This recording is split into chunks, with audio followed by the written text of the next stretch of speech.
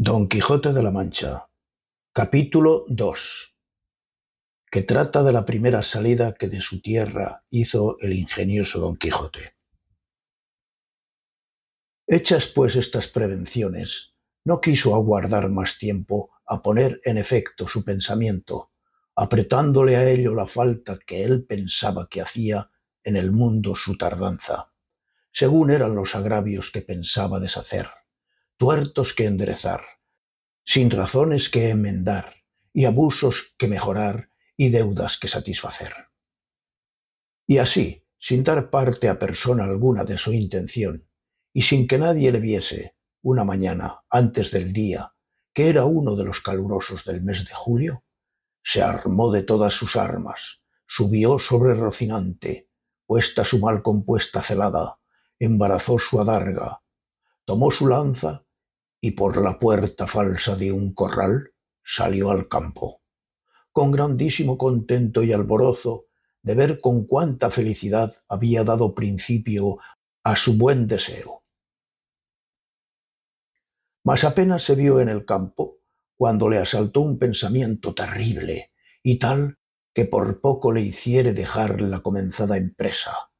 y fue que le vino a la memoria que no era armado caballero, y que conforme a la ley de caballería ni podía ni debía tomar armas con ningún caballero, y puesto que lo fuera, había de llevar armas blancas, como novel caballero, sin empresa en el escudo, hasta que por su esfuerzo la ganase.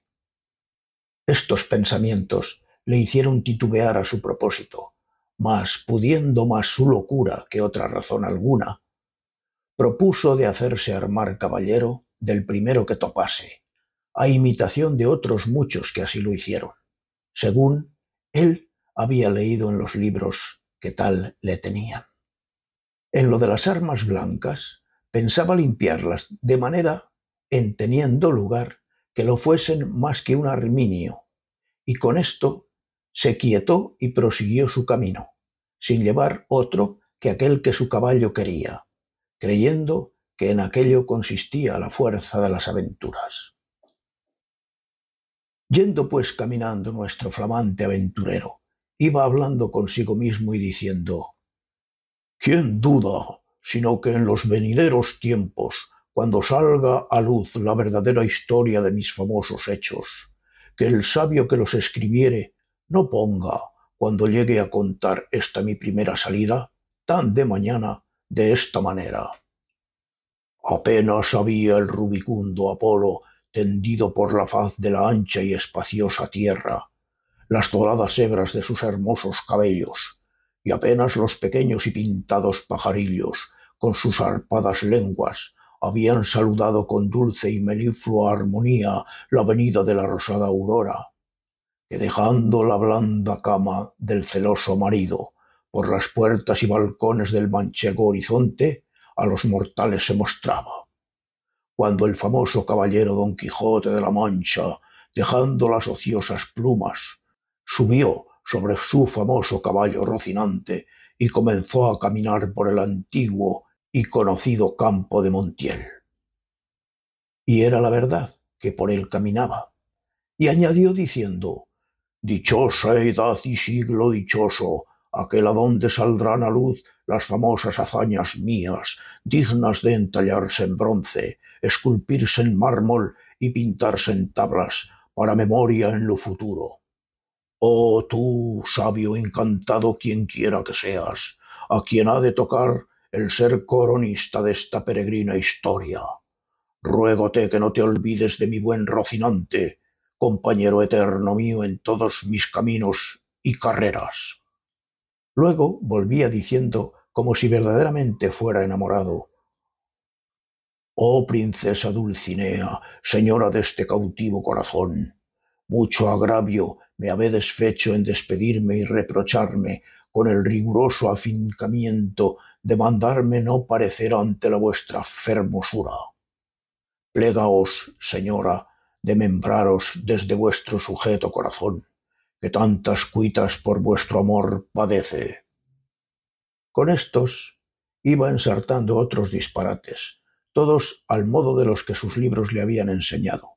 imitando en cuanto podía su lenguaje. Con esto caminaba tan despacio, que el sol entraba tan apriesa y con tanto ardor, que fuera bastante a derretirle los sesos si algunos tuviera. Casi todo aquel día caminó sin acontecerle cosa que de contar fuese, de lo cual se desesperaba, porque quisiera topar luego con quien hacer experiencia del valor de su fuerte brazo. Autores hay que dicen que la primera aventura que le avino fue la del Puerto Lápice. Otros dicen que la de los molinos de viento. Pero lo que yo he podido averiguar en este caso, y lo que he hallado escrito en los anales de la Mancha, es que él anduvo todo aquel día, y al anochecer su rocín y él se hallaban cansados y muertos de hambre, y que mirando a todas partes por ver si descubriría algún castillo o alguna majada de pastores donde recogerse y a donde pudiese remediar su mucha hambre y necesidad, vio no lejos del camino por donde iba una venta, que fue como si viera una estrella, que no a los pastores, sino a los alcázares de su redención le encaminaba. Dióse priesa a caminar y llegó a ella a tiempo que anochecía. Estaban acaso a la puerta dos mujeres mozas, destas que llaman del partido, las cuales iban a Sevilla con unos arrieros que en la venta aquella noche acertaron a hacer jornada. Y como a nuestro aventurero todo cuanto pensaba, veía o imaginaba le parecía ser hecho y pasar al modo de lo que había leído, luego que vio la venta se le representó que era un castillo con sus 4 torres y chapiteles de luciente plata, sin faltarle un puente levadizo y honda cava, con todos aquellos adherentes que semejantes castillos se pintan. Fuese llegando a la venta que a él le parecía castillo, y a poco trecho de ella detuvo las riendas a Rocinante, esperando que algún enano se pusiese entre las almenas a dar señal con alguna trompeta de que llegaba caballero al castillo. Pero como vio que se tardaban y que Rocinante se daba priesa en llegar a la caballeriza, se llegó a la puerta de la venta y vio a las 2 distraídas mozas que allí estaban, que a él le parecieron 2 hermosas doncellas o 2 graciosas damas que delante de la puerta del castillo se estaban solazando. En esto sucedió acaso que un porquero que andaba recogiendo de unos rastrojos una manada de puercos, que sin perdón así se llaman, tocó un cuerno, a cuya señal ellos se recogen, y al instante se le representó a Don Quijote lo que deseaba, que era que algún enano hacía señal de su venida, y así, con el extraño contento, llegó a la venta y a las damas, las cuales, como vieron venir un hombre de aquella suerte armado y con lanza y adarga, llenas de miedo, se iban a entrar en la venta. Pero Don Quijote, coligiendo por su huida su miedo, alzándose la visera de papelón y descubriendo su seco y polvoriento rostro, con gentil talante y voz reposada, les dijo: «Non fuyan las vuesas mercedes, ni teman desaguisado alguno, que a la orden de caballería que profeso non toca ni atañe facerle a ninguno, cuanto más a tan altas doncellas como vuestras mercedes demuestran». Mirábanle las mozas y andaban con los ojos buscando el rostro que la mala visera le encubría, mas como se oyeron llamar doncellas, cosa tan fuera de su profesión, no pudieron tener la risa, y fue de manera que Don Quijote vino a correrse y a decirles: «Bien parece la mesura en las famosas, y es mucha sandez además la risa que de leve causa procede. Pero non vos, lo digo porque os ocultades ni mostrades mal talante, que el mío non es del que de serviros». El lenguaje no entendido de las señoras y el mal talle de nuestro caballero acrecentaba en ellas la risa y en él el enojo, y pasara muy adelante si a aquel punto no saliera el ventero, hombre que por ser muy gordo era muy pacífico, el cual, viendo aquella figura contrahecha, armada de armas tan desiguales como eran la brida, lanza, adarga y coselete,